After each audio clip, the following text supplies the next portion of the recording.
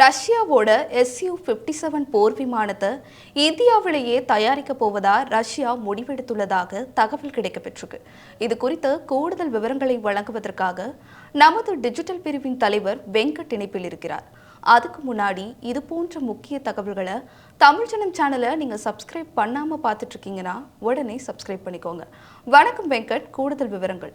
கண்டிப்பா அபிநயா, நமக்கு கிடைச்சிருக்க ஒரு தகவல் என்ன அப்படின்னா, சுக்கோய் 57 5th ஜென்ரேஷன் ஏர்கிராஃப்டை இந்தியாவிலேயே தொழிற்சாலை அமைத்து தயாரிக்கிறதுக்கு ரஷ்யா இந்தியா கூட பேச்சுவார்த்தை நடத்திக்கிட்டு இருக்கிறதா ஒரு தகவல் வெளியாகிருக்கிறது.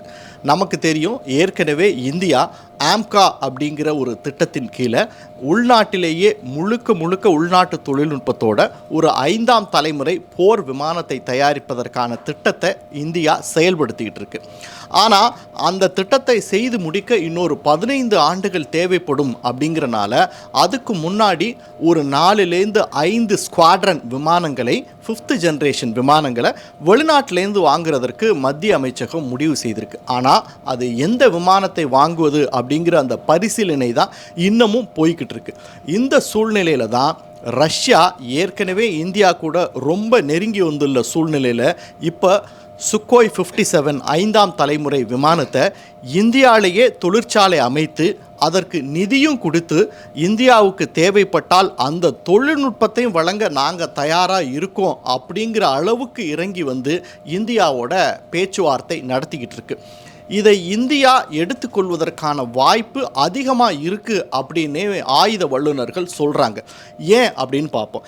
ஏன்னா ஏற்கனவே சுக்கோய் 30 MKI அப்படிங்கிற ரஷ்ய விமானத்திற்கான அந்த பாகங்கள் முழுக்க அந்த விமானத்திற்கான எல்லா விஷயங்களையும் நாசிக்கில் உள்ள தொழிற்சாலையில் இந்தியா தயாரிச்சிட்டு வருது.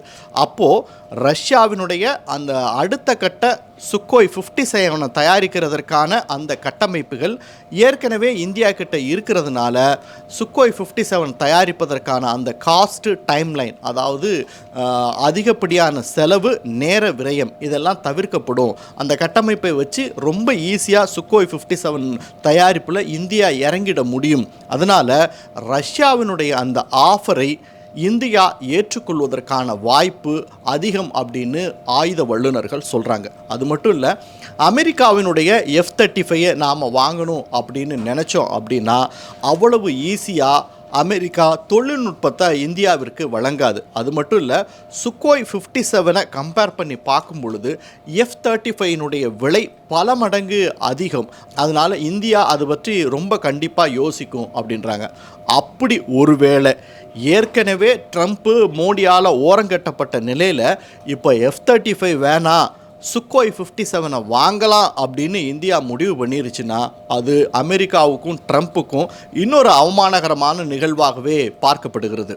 அப்படி ஒருவேளை இந்தியா ரஷ்யாவினுடைய அந்த ஆஃபரை ஏற்றுக்கொண்டு இந்திய தொழிற்சாலைகளிலேயே சுக்கோய் 57 5th ஜென்ரேஷன் ஃப்ளைட் தயாரிக்கப்பட்டால் அது இந்தியாவுக்கு மட்டும் இல்லைங்க, எப்படி ஐஃபோன் இந்தியாவிலேருந்து உற்பத்தியாகி உலகம் ஃபுல்லாக விற்பனை செய்யப்படுகிறதோ அதே போல் இனி வரும் காலங்களில் சுக்கோய் 57 5ஆம் தலைமுறை விமானம் இந்தியாவிலிருந்து மற்ற உலக நாடுகளுக்கு விற்கப்படும் அப்படிங்கிறதுலையும் ஆச்சரியம் இல்லை. அது மட்டும் இல்லை, இது ஒட்டுமொத்த ஜியோ பாலிட்டிக்ஸ் டைனமிக்ஸே மாற்றி அமைக்கும் அப்படிங்கிறாங்க. அதனால் ஏற்கனவே ஓரங்கட்டுப்பட்டு தனிமைப்படுத்தப்பட்டு அவமானப்படுத்தப்பட்டு இருக்கிற அமெரிக்கா ஒருவேளை அவங்களுடைய F-35 இந்தியா நிராகரித்து ரஷ்யாவினுடைய அழைப்பை ஏற்றுக்கொண்டா அது இன்னொரு மிகப்பெரிய பாதிப்பு அப்படின்னு சொல்கிறாங்க. அபிநயா, விவரங்களை வழங்கியமைக்கு நன்றி வெங்கட். நேர்களே, இது போன்ற முக்கிய தகவல்களை உடனுக்குடன் தெரிந்து கொள்ள இணைந்திருங்கள் தமிழ் ஜனம் சேனலுடன்.